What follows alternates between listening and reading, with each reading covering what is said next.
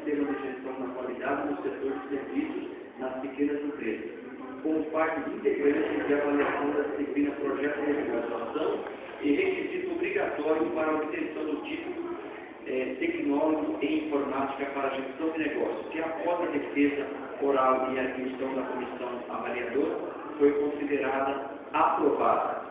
Na defesa oral do trabalho de conclusão de curso, para constar foi lavrada a presente ata, como segue assinada pela comissão avaliadora, que se cumpram os efeitos acadêmicos necessários à obtenção do título tecnólogo em informática e gestão de negócios.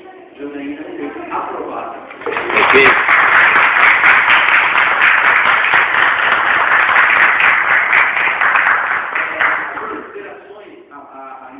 Após as considerações do trabalho, a nota publicada. Como foi um trabalho sem ressalvas, a nota é 10, nós podemos revelar.